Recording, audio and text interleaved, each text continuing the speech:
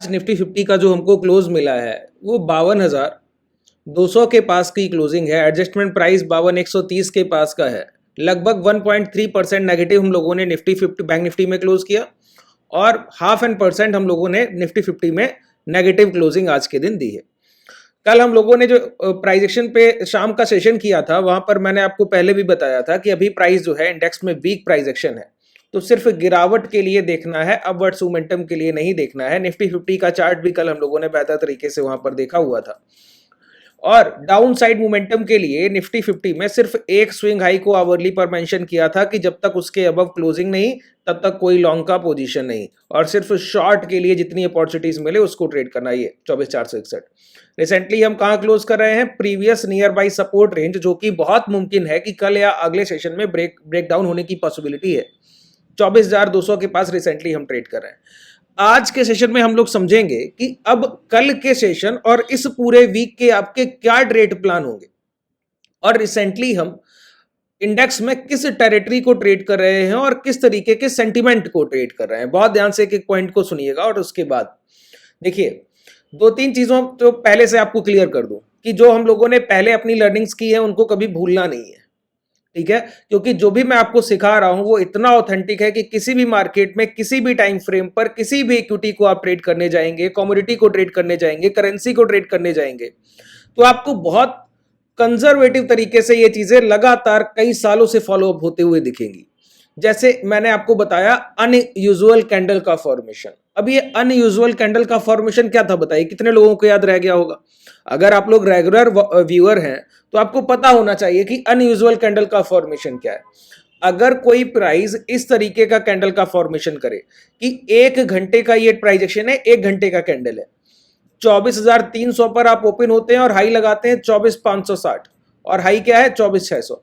एक with in our एक down trend का प्राइस जो अभी रिसेंटली 24,500 से गिरकर लो लगाकर गया है 24,180 24,200 के, और आपने एक घंटे और पिछले घंटे के 20-25 मिनट के टाइम में लगभग 80 मिनट के टाइम फ्रेम में आपने एक डाउनवर्ड्स नेगेटिव प्राइस का जो रिकवरी किया है वो रिकवरी आपका 400 पॉइंट्स प्लस है, 400 पॉइंट से अधिक है। तो ऐसा प्राइस कभी भी ट्रस्ट वर्दी नहीं होता है, ऐसे प्राइस पर कभी आप बिलीव नहीं करते। तो कौन सा प्राइस भरोसे लायक है? ये जो प्राइस एक्शन है ना, देखिए ये प्राइस इसीलिए कंपैरेटिवली आप बेहतर तरीके से समझ पाएंगे, ये ट्रस्ट वर्दी प्राइस एक्शन नहीं है, लेकिन ये सेलर्स का जो प्राइस है इस पे आप भरोसा कर सकते हैं, बिलीव होगा आपको। क्यों? ये जो प्राइस है, यही गिरावट जो आपने यहां से यहां तक ये मोमेंटम देखा, देखिए 24,180 से यहां तक के मोमेंटम 24,600 तक, 200 से 600 400 पॉइंट का मोमेंटम 80 मिनट में आया है। और इसी रेंज के अंदर कल प्राइस आया और वहां से गिरावट की 24,600 से शुरुआत हुई और आज हम लोगों ने टच किया तो कितने घंटे का टाइम पूरा लगा समझिए? 12 घंटे, एक घंटे के 6 आवर्स, एक दिन के 6 ट्रेडिंग सेशन, 6 घंटे का ट्रेडिंग आवर होता है एक दिन का, तो आपको 12 घंटे का टाइम लगा है पूरा इस प्राइस को टच करने में जितना आपने यहां से रिकवरी किया था। ये सस्टेनेबल प्राइस एक्शन है। अगर सप्लाई उठानी है तो ये एग्रेसिव सप्लाई है। 2 दिन में अगर कोई इंडेक्स इतना डाउनवर्ड्स मोमेंटम कर रहा है, अगर निफ्टी 50 400-500 पॉइंट 2 दिन के सेशन में गिर रहा है, तो ये बड़ा डायरेक्शन मोमेंटम है, छोटा नहीं है सर। बात क्लियर हो रही? लेकिन आपको क्या है ना, इस पॉइंट को समझना होगा, बहुत ध्यान से इन चीजों को कंसीडर करना होगा कि जो आप कर रहे हैं वो किस बिहाफ पर कर रहे हैं। तो कभी भी ऐसी कैंडल के फॉर्मेशन के बाद अप ट्रेंड के लिए प्राइस में ट्रेड्स को प्लान करना कतई निरर्थक है, वहां पर आपसे गलती बार बार होगी। और ऐसे मोमेंटम के बाद फिर हम प्राइस के साथ कैरी ऑन करें तो वो भरोसे लायक बात है कि अब कल के सेशन के आप जो भी ट्रेड प्लान करेंगे, जैसे अब इस सेशन का अगर आप क्लोजिंग देखें, इस कैंडल का आप प्राइस देखिए, बहुत ध्यान से, बहुत प्रैक्टिकल चीजों पे काम कीजिए सर। इंडिकेटर जैसे एसिक्स एमा हुआ, एटीएमा हुआ, ये आपके एग्जीक्यूशन के लिए। प्राइस एक्शन पर जब तक आपकी पकड़ बेहतर नहीं है तब तक आप एक बात बिल्कुल क्लियर समझिए, आपके डायरेक्शनल सेंटीमेंट जो भी आप ट्रेड करने जाएंगे वहां पर आप गलत जरूर साबित होंगे, क्योंकि प्राइस पर आपकी पकड़ नहीं, भाव को आप बेहतर तरीके से रीड नहीं कर रहे, और प्राइस पूरी तरीके से इमोशनल अटैचमेंट के साथ ट्रेडर के चलता है सर। देखिए ये 11:15 का कैंडल है 13 दिसंबर का, नीचे यहां पर टाइम और डेट लिख कर आता है जब मैं कैंडल पे कर्सर ले जा रहा हूं। 11:15 का कैंडल है, ये 12:15 का हुआ, ये 1:15 और ये आपका 2:30 बजे का कैंडल, और ये मिली आपको क्लोजिंग। सोचिए with in a session price कितना अप ट्रेंड करके क्या 24,800 के पास क्लोज करने गया। इतनी बड़ी अगर ये डिमांड है तो उसके बाद इसके बाद कोई लॉन्ग की पोजीशंस प्लान की हम कभी नहीं करेंगे। इस प्राइस पर कोई भरोसा है ही नहीं, लेकिन इस प्राइस पर बहुत बड़ा भरोसा है सर। अब जब तक निफ्टी 50 आज की क्लोजिंग हमको पॉजिटिव दिखती है, पॉजिटिव क्लोजिंग का मतलब है प्राइस सपोर्ट एरिया के पास था ना, तो जाहिर सी बात है सपोर्ट एरिया के पास बायर्स प्राइस को बचाने की कोशिश करेंगे, लेकिन ये एक नेगेटिव कंसोलिडेशन है, कोई स्ट्रॉन्ग कंसोलिडेशन नहीं है, पॉजिटिव कंसोलिडेशन नहीं है। तो कल के सेशन में प्राइस अगर रिट्रेसमेंट करे निफ्टी 50 के लिए तो 24,300 तक कर सकता है। इसके ऊपर भी हम लोग खरीदारी नहीं करेंगे क्योंकि ये इन्वर्टेड हैमर का अपर विक एक रिजेक्शन रेंज है। अगर 24,400 भी निकल गया तो इस रेंज में 24,460 तक रिजेक्शन है, तो हायर साइड 460 तक, 24,460 तक निफ्टी 50 में कोई बाइंग बनेगी नहीं, कोई डिमांड का पैटर्न है ही नहीं। हाँ, क्या हो सकता है कि प्राइस धीरे धीरे चलकर अगर ये हाई ब्रेक करे तो लौटे, तो यहां पर कोई भी एफबीजी बन गया हो जिसने लास्ट स्विंग लो का लिक्विडिटी स्वीप किया हो, तो वहां से लो 2 और 5 मिनट के टाइम फ्रेम पर शॉर्टर एग्जीक्यूशन कर सकते हैं स्कैल्पर्स टाइप, बाकी नहीं, बाकी कोई पोजीशन आपके लॉन्ग के नहीं बनेंगे। जैसे कल के सेशन में मैंने आपको बोला था ना कि जब तक ये 24,460 का प्राइस नहीं निकलता तब तक आप लॉन्ग की कोई पोजीशन ट्रेड नहीं करेंगे, सिर्फ सप्लाई के लिए देखिए। तो प्राइस ने देखिए मॉर्निंग में सर उठाया और हाई लगाकर आया 24,400, वहां से गिरावट करके क्या लो लगा दी 24,234, फिर सर उठाया हाई लगाया 24,311, वहां से गिरावट करके क्या लो लगा दी 24,150। ठीक है, तो लॉन्ग करने का तो कोई आपका अभी ट्रेड प्लान होने नहीं चाहिए, वन टाइम वन माइंडसेट पे काम करना है। चलिए, ये निफ्टी 50 बड़ा क्लैरिटी से आपको दिख रहा है प्राइस एक्शन, और ये बड़ी पिक्चर जब आप देखेंगे, अभी वीकली एनालिसिस जब हम लोग करेंगे, आप लोग अगर चाहते हैं वीकली एनालिसिस जो आपको पता लगे कि अभी हम किस टेरिटरी में ट्रेड कर रहे हैं और आपके पोर्टफोलियोज का क्या होना चाहिए जो आप होल्डिंग में रखे हुए हैं, और जो भी आप मिड कैप स्मॉल कैप के शेयर्स को बाई करके बैठे हैं उनके क्या हालात होने वाले हैं, उसके लिए अगर आप लोग चाहते हैं एक डेडिकेटेड सेशन तो कमेंट सेक्शन में बता सकते हैं। अब बैंक निफ्टी के प्राइस पर लौट कर आते हैं, बहुत ध्यान से समझिएगा एक एक बात को। ठीक है, बैंक निफ्टी ये आवरली टाइम फ्रेम है और आज की क्लोजिंग प्रीवियस लो ब्रेक जो हो गए उसके नीचे की क्लोजिंग है, और इस क्लोजिंग का ये जो डोजी फॉर्मेशन है ये कल के लिए सबसे बड़ा आपके लिए ट्रिगर पॉइंट है। अगर कल के सेशन में कभी भी ये 52,000 के आसपास की रेंज ब्रेकडाउन होगी तो आप यहां से एक फिर गिरावट देखेंगे और एग्रेसिव डाउनसाइड मोमेंटम देख सकते हैं। अच्छा, अभी क्या हुआ ना, आज के सेशन में नेगेटिविटी को, डाउन ट्रेंड को बाजार ने न्यूट्रल कर दिया है। अब बाजार अप ट्रेंड में फियर का सामना करता है और डाउन ट्रेंड में न्यूट्रल रहता है। इससे समझ आता है कि ये जो टाइम होता है, ऐसे समय को बाजार जल्दी ऐसे समय नहीं आते कि बाजार गिर रहा हो और आपका विक्स न्यूट्रल ट्रेड कर रहा हो। विक्स जब बाजार कंसोलिडेट करने लगे, एक डाउन ट्रेंड आया, एक थोड़ा सा रिट्रेसमेंट के साथ कंसोलिडेशन हुआ, विक्स न्यूट्रल हो गया। ये तभी होगा जब दूसरी गिरावट के डाउन ट्रेंड की एक तैयारी हो रही हो, उसी टाइम पर ऐसे होता है। ठीक है, आज मॉर्निंग का फर्स्ट कैंडल एग्रेसिव डाउनफॉल और उसके बाद धीरे धीरे गिरावट हो गई, तो है तो एक तरीके से गिरावट ही, लेकिन बहुत धीमा गिरावट है। तो विक्स क्या है, नेगेटिव क्लोज कर गया आपका, 1-2% पॉजिटिव ट्रेड कर रहा था दिन भर और क्लोज कर गया नेगेटिव। तो ये जो विक्स का न्यूट्रलाइजेशन है, फियर को कम करना है, वो दिखाता है कि बाजार में गिरावट का कोई मेजर इंपैक्ट नहीं है और गिरावट होना तय लगता है लगभग अभी के प्राइस एक्शन को देखते हुए। अच्छा, अगर ये डाउनफॉल होगा तो इसके क्या टारगेट रहने वाले हैं? अगर ये डाउनफॉल होता है तो इसके टारगेट क्या रहने वाले हैं? तो इसके लिए सबसे पहले समझते हैं कि अभी प्रीवियस प्राइस एक्शन में हम किस टेरिटरी को ट्रेड कर रहे हैं। देखिए, ये इलेक्शन का टाइम था जब स्टेट इलेक्शंस के रिजल्ट्स आ रहे थे, ये आपका जो महाराष्ट्र इलेक्शन था उस टाइम पर, तो वहां पर ये प्राइस ने क्या किया था, एक रैली के बाद इमैच्योर गैप अप, और वहां पर प्राइस को सस्टेन कराया गया, स्विंग लो ब्रेक करने से रोका गया, और ये 90 डिग्री के एंगल का प्राइस एक्शन, ये सबसे बड़ी तकलीफ थी, 90 डिग्री के एंगल का प्राइस एक्शन। अच्छा, प्राइस में अगर कोई बड़ी सप्लाई आनी होती है तो प्राइस पता है कैसे बिहेव करता है। अब ये एडवांस चीजें हैं, जो लोग रेगुलर ट्रेड्स करते हैं वो बेहतर समझेंगे। लोअर लोज के फॉर्मेशन अगर चल रहे हैं तो प्राइस अपने लास्ट लिक्विडिटी को ब्रेक करेगा और अंदर आएगा, तो लिक्विडिटी का स्वीप हुआ और स्विंग हाई अगर ब्रेक हो गया तो यहां तक प्राइस चलकर जाता है। अगर प्राइस इस लास्ट जो जहां से आखिरी पिक वाली हुई उसके अबव ब्रेक करने से पहले पहले लौट आया और किसी भी स्विंग हाई, जो लास्ट स्विंग हाई लग रहे थे उनके अंदर पहुंचा, तो वहां से ये जो लास्ट स्विंग लो लगा है इसके ब्रेकडाउन की पॉसिबिलिटी सबसे टॉप पर होती है। और वही प्राइस अगर इस लिक्विडिटी को उठाकर लाया और यहां कहीं रुकने लगा और लास्ट स्विंग लो यहां पे जो भी लगा है वो निकल गया, ये स्ट्रक्चर मैपिंग का पार्ट है, मैं रफली आपको बता रहा हूं, तो ये हाई ब्रेक होने की पॉसिबिलिटी होती है। तो यहां पर अगर आप गौर करें, ये लोअर लोज के हमारे फॉर्मेशन थे, देखिए ये लोअर लोज के हमारे फॉर्मेशन थे और उसके बाद प्राइस ने क्या किया, लास्ट स्विंग लो के नीचे की लिक्विडिटी को ग्रैब किया और ग्रैब करने के बाद हायर हाइज की फॉर्मेशन की तरफ निकला। लेकिन इसमें एक चीज जो रह गई वो ये, जो सेलर्स का टॉप सेलिंग प्राइस था उसकी लिक्विडिटी तक को हम नहीं उठा पाए।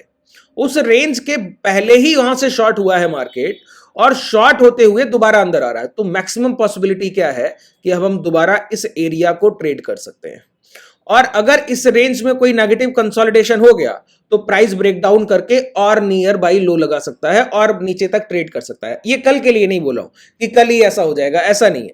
अभी रिसेंटली जहां हम ट्रेड कर रहे हैं ना, तो हम लोगों ने क्या किया है, अभी रिसेंटली लास्ट सपोर्ट एरिया जो बना हुआ था प्रीवियस वीक का, यहां तक जो चल के आए थे हम लोग फ्राइडे के सेशन में, तो वो हम लोगों ने ब्रेकडाउन किया, उसके रिटेस्ट के लिए जा रहे हैं। अगर कल के सेशन में वो ब्रेकडाउन हुआ ये 52,000 का लेवल, तो हमारा पहला टारगेट होगा 51,276, लगभग 51,300 का राउंड फिगर। तो ये 700 पॉइंट के मोमेंटम के लिए तैयार रहिएगा। अगर विक्स उस समय पॉजिटिव ट्रेड कर रहा है तो बहुत कंफर्मेशन के साथ ट्रेड कीजिएगा, कोई गलती की गुंजाइश नहीं होगी, ठीक है। और ये देखिए मैंने आपको अभी एक सेशन अपलोड किया था 3 से 4 दिन पहले, जहां पर वो हम लोगों ने मार्च में सेशन किया था, मार्च के टाइम, और वहां पर मैंने आपको बताया था कि ये प्रॉफिट बुकिंग का एंड फेज है और वहां से रैली की शुरुआत हुई और वहां से हम लोगों ने निफ्टी और बैंक निफ्टी के ऑल टाइम हाई देख लिए सर, जो कि निफ्टी का हमारा 26,000 25,000 के आसपास का टारगेट था, वहां से तो बहुत ऊपर निकल गया।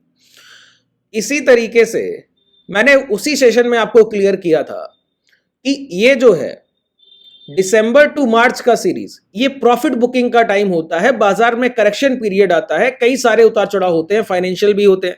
जैसे इसके बाद अभी ये बजट का एंडिंग सेशन है, अब इंटरिम बजट के बाद अब जो आने को है, अब फरवरी सीजन में दोबारा बजट आएगा, ठीक है। तो नवंबर के बाद अभी दिसंबर सीरीज चल रही है, तो जैन और फेब पूरा आपका इसी प्रेडिक्शन में चला जाता है। एक हायर विक्स के टाइम पर विक्स हाई हो जाएगा और प्राइस उसी को कंसोलिडेट करता रहेगा या प्रॉफिट बुकिंग आती रहेगी। मार्च सीरीज में प्राइस स्ट्रेंथ पकड़ता है, तो ये टाइम टू करेक्शन होता है सर, इसको करेक्शन का टाइम कहते हैं। पोर्टफोलियो बिल्डअप होते हैं ऐसे टाइम पर अच्छे अच्छे।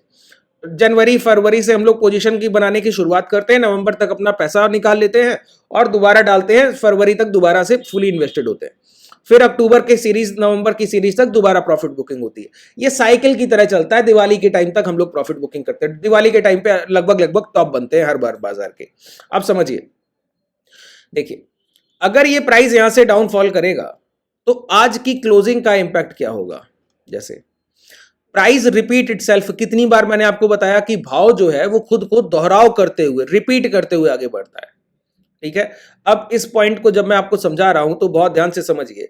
जैसे कल का सेशन 17 की डेट, आज का सेशन 18 की डेट, तो कल प्राइस ने क्या किया, देखिए ये 16 तारीख की क्लोजिंग मिली, ये क्लोजिंग मिली 16 तारीख को, प्राइस ओपन हुआ, क्लोजिंग से सप्लाई उठाया और एग्रेसिव डाउनफॉल कर दिया।